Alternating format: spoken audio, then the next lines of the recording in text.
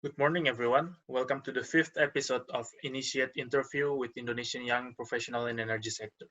After in the last episode, we're discussing about how electricity and energy in general will play a role in cities' environment. Now we're going to have a discussion about how electricity will play a role in rural areas in Indonesia. Uh, Joining us today is Dintani Naimah. She graduated from Gajah Mada University and also KTH Royal Institute of Technology in Sweden. And after that, she chose to work to help in providing electricity access for rural areas in Indonesia, particularly in Ambon, where she joins NZ Mates, an NGO with funding from New Zealand government. She working for the evaluation, monitoring, and learning about those people, how to use the electricity and how to ensure the sustainability of the energy system. Good morning, Dinta. Thank you for joining us. Talk to us a little bit about, you're working at NZ Mates, working in Ambon, in Eastern Indonesia. Talk to us a little bit about your work and also what are they and what are they doing and how come you working for them? Okay, so I work for NZMIT's program. NZMIT is a program funded by New Zealand Ministry of Foreign Affairs and Trade. In Indonesia, it is implemented by collaboration between Infratech, a renewable energy company based in New Zealand, and Yayasan Mercy Corps. Our goal is to support the uptake of affordable, reliable, and green energy in Maluku by giving technical assistance and capacity building to our partners. I work in NZMate as a monitoring, evaluation, learning, and reporting specialist, where I am responsible to ensure our activities are in line with what we aim for, to evaluate our process towards our goal and to take all of the learning into our next process. I have to ensure also that our program has cross-cutting issues taking into account, such as gender issues and human rights issues. I have to make sure our project also has accountability mechanism in place. So most of the time I work by seeing the program as in a bigger perspective before zooming in into technical and social aspects. And before working for NZMIT, I worked for Universitas Gajah Mada as a researcher in Center for Energy Studies.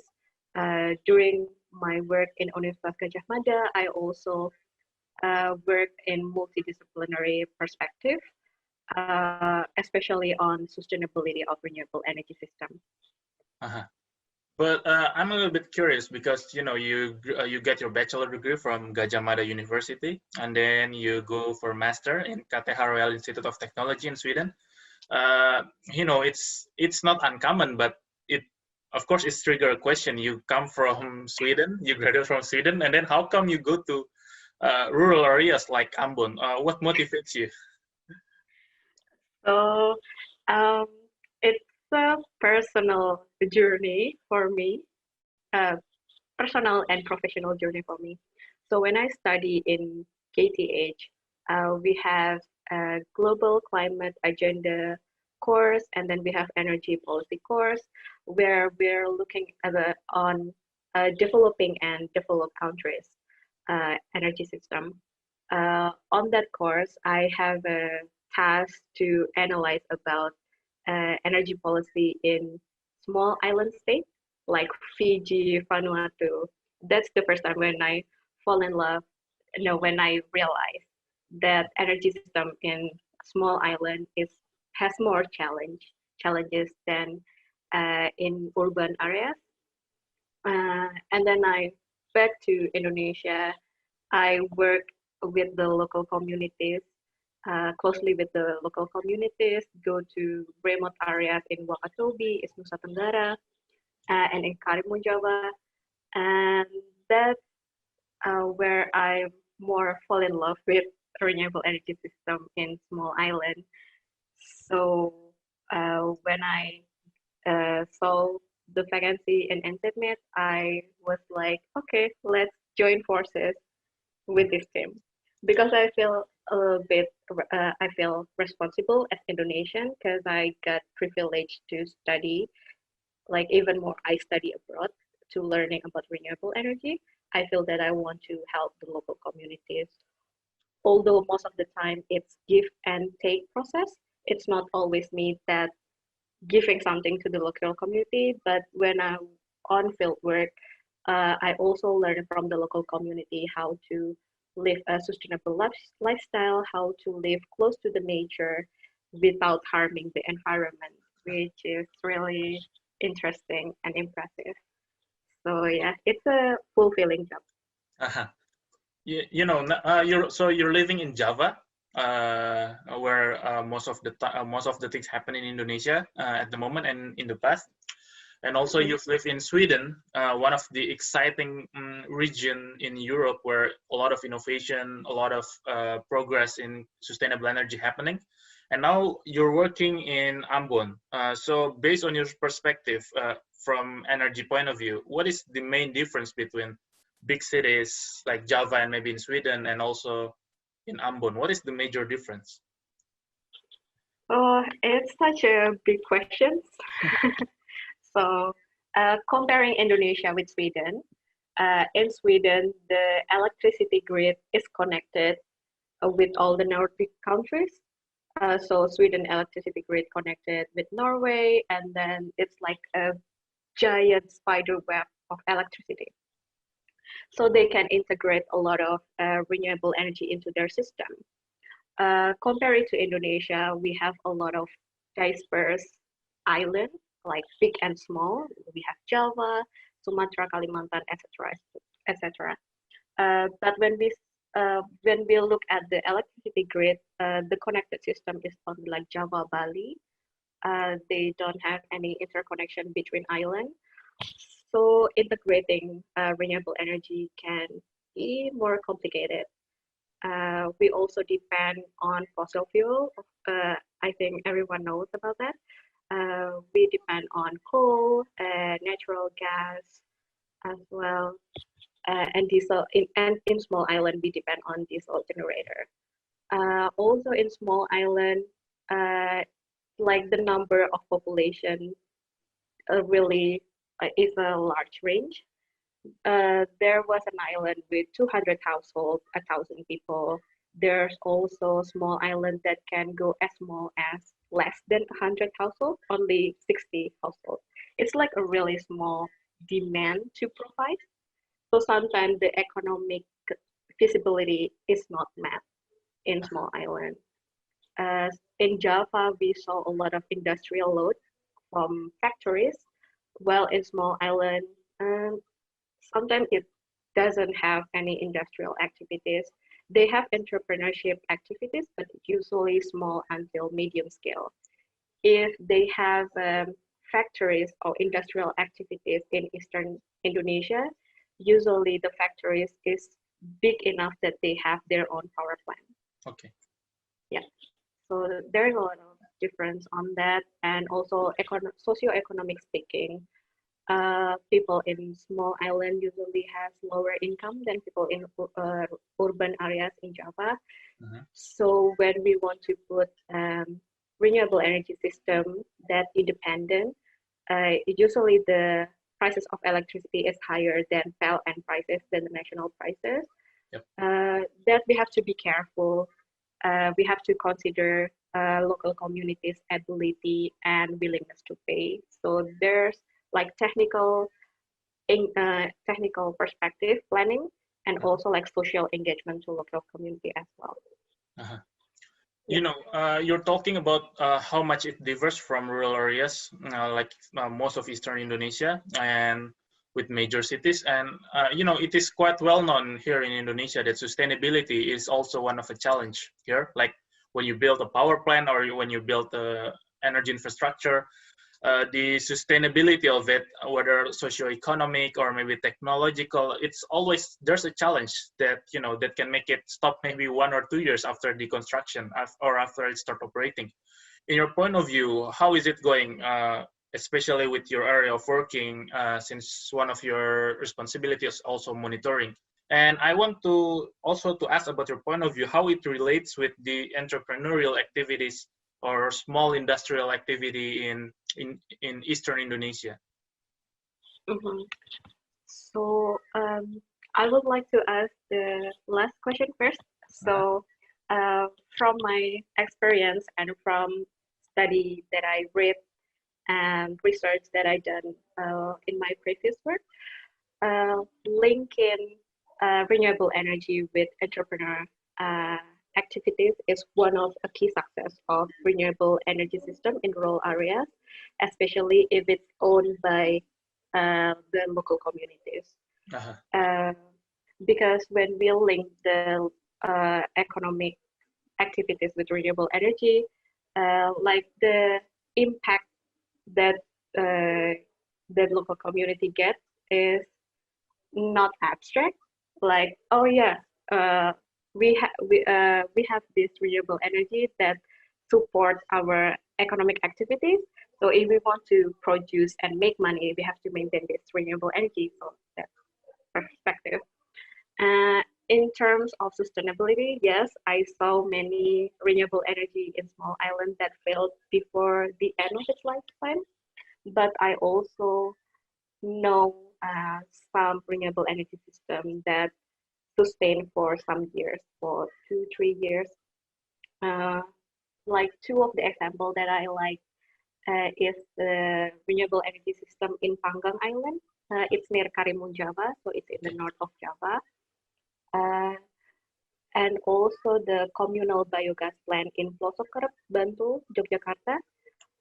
Actually, my former team and I in Universitas Gadjah Mada published a paper about technical and social assessment of biogas power plant in Pelosok Kerep, and we compare it with several biogas plants in Indonesia. It's published this year.